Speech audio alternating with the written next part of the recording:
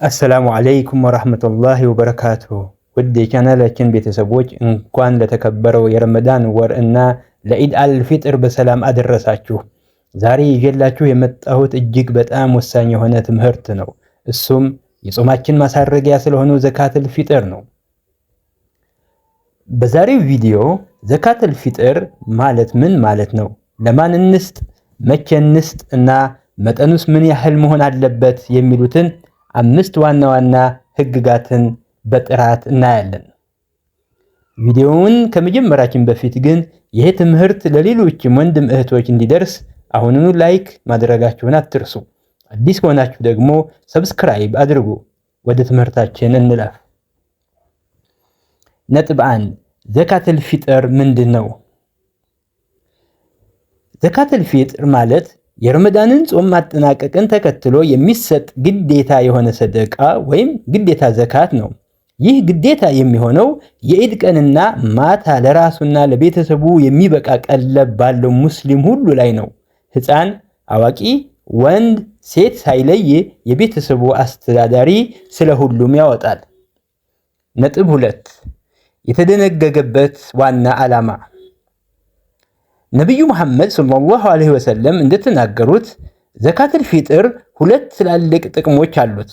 አንደኛው ጾመኛውን በጾም ወቅት ከተፈጠሩ ጥቃቅን ስህተቶች፣ ውድቅና መጥፎ ንግግሮች ማጽዳት ሲሆን፣ ሁለተኛው ደግሞ ምስኪኖችና ድሆች በኢድ ቀን እንዳይራቡና ከሰው እንዳይለምኑ ከእኛ ጋር አብረው እንዲደሰቱ ማድረግ ነው። ነጥብ 3 የሚሰጥበት ጊዜ።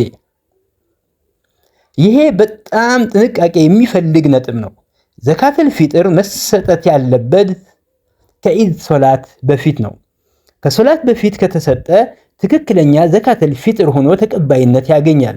ነገር ግን ከኢድ ሶላት በኋላ ከተሰጠ እንደ ማንኛውም ተራ ሰደቃ ነው የሚቆጠረው እንጂ የዘካተል ፊጥርን ምንዳ አያስገኝም። ስለዚህ ጊዜውን እንዳናሳልፍ አደራ። ነጥብ 4 መጠኑና የምግቡ አይነት። ዘካተል ፊጥር የሚወጣው በሀገሩ ከተለመደውና ሰዎች በብዛት ከሚመገቡት እህል ነው። ለምሳሌ እንደ ጤፍ፣ ስንዴ፣ በቆሎ፣ ማሽላ፣ ሩዝ ወይም ቴምር ሊሆን ይችላል። መጠኑ ደግሞ ለአንድ ሰው 1 ሷዕ ነው። ይህ በዘመናዊ የኪሎ መለኪያ ሲሰላ እንደ እህሉ አይነት ቢለያይም በግምት ከ2.5 እስከ 3 ኪሎ ግራም ይሆናል ማለት ነው። ነጥብ 5 ለማን ይሰጣል? ለማን ነው የሚሰጠው? ዘካተል ፊጥር በዋናነት መሰጠት ያለበት ለድሆችና ለምስኪኖች ነው።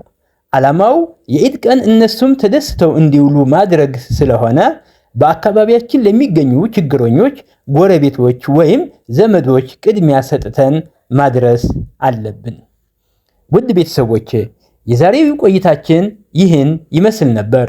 ዘካተል ፊጥራችንን በወቅቱ በማውጣት ጾማችንን እንጠብቅ፣ ምስኪኖችንም እናስደስት። ይህ ቪዲዮ ጠቃሚ ሆኖ ካገኛችሁት ለሌሎችም ሼር አድርጉት። ሐሳብ አስተያየት ካላችሁ ኮመንት ላይ ጻፉልኝ። በቀጣይ ቪዲዮ እስከምንገናኝ ወሰላሙ አለይኩም ወራህመቱላሂ ወበረካቱሁ።